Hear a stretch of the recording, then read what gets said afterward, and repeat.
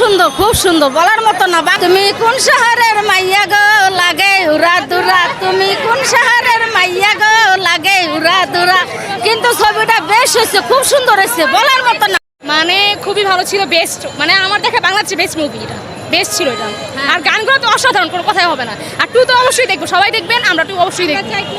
আমরা চাই আবার আসুক। হ্যাঁ, না না না না, যারা বলে তারা এগুলো মিথ্যা কথা বলে, যারা সাকিবকে হিংসা করে তারা বলে।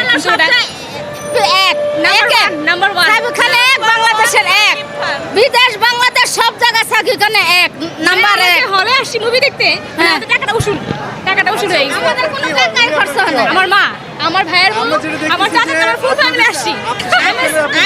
আমি সাকিব খানের ভক্ত। হ্যাঁ, সবসময় আমি সাকিব খানের ছবি দেখি, আমার ঘরে সব কিছুর ভিতরে আমি সাকিব খানের ছবি দেখি। সাকিব খান আমার ছেলের মতো খুব ভালো জানি ওরা। আমি বলবো আমার বাপ, তুমি আমার বাবা। হ্যাঁ, অবশ্যই দেখবো সাকিব খানের সব মুভি দেখবো, কারণ ওর ফ্যান, আমরা বিগ ফ্যান, আমরা সবাই আমরা ওর সাকিব খানের বিগ ফ্যান। না না না, কেন মন খারাপ হবে? খুবই আমি রিভিউ দিতে আসছি, আমি উপর থেকে রিভিউ দিতে আসছি। খুবই ভালো একটা মুভি, অনেক সুন্দর হয়েছে ছবি। না, দেশি নায়িকা আমাদের এখানে তো দেশি নায়িকা আছে, একজন তো আছে, তারপর মিমি চক্রবর্তী, উনিও। এখন বাংলাদেশি মুভি যেহেতু আপডেট হয়েছে, আমি চাই বা সবাই চায় যে অন্য নায়িকারাও আসুক, এসে ছবি করুক, তাহলে বাংলাদেশের সাথে অন্যান্য কান্ট্রিদের সাথে আন্ডারস্ট্যান্ডিংটা ভালো হবে।